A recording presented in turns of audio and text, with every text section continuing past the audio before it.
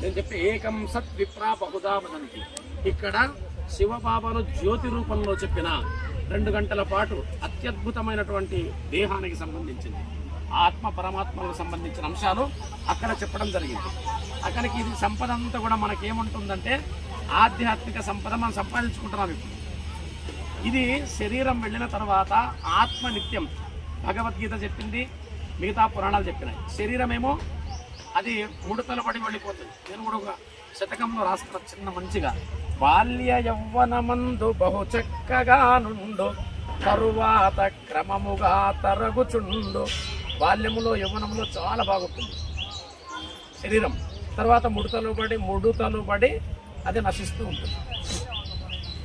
మరి ఈ శరీరం అశాశ్వతం, అదే ఆత్మకు ఈ భౌతిక శరీరంతో సంబంధం లేదు. అందువల్ల ఇక్కడ ధ్యానంలో ఇక్కడ కానీ మనం చేస్తున్న పూజలో కానీ ఇవన్నీ సోపానాలు అంటాం, మెట్లు.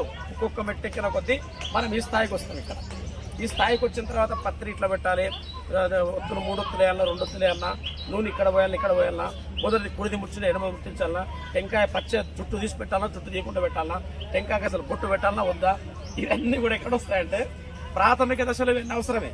ఇవన్నీ దాటుతాం.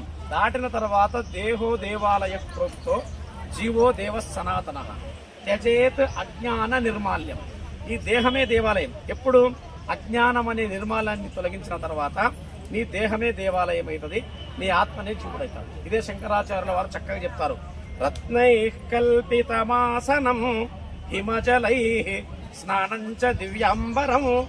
ఇది చాలా పెద్దది, తత్వంలో చెప్తాను. ఆత్మాత్వం, ఓ పరమేశ్వర నా ఆత్మనే నీవు. గిరిజామతి, అమ్మవారి నా యొక్క బుద్ధి.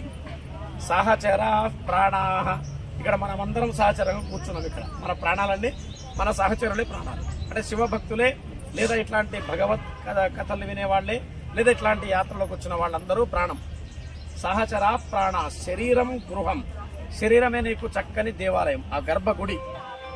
శరీరం గృహం పూజాతే విషయోపభోగ రచన నిద్రా సమాధి స్థితి. మనం చేస్తున్నది ఇప్పుడంతా పూజనే. ఎంత చక్కగా చెప్పాయి. ఎత్తి కర్మ కరోమి తత్తదఖిలం.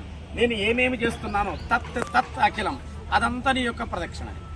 కరచరణ కృతం వాక్కాయ, కాళ్ళతో చేస్తున్న ప్రదక్షిణ, ఇవంతా కూడా నీ యొక్క పూజనని చెప్తుందని.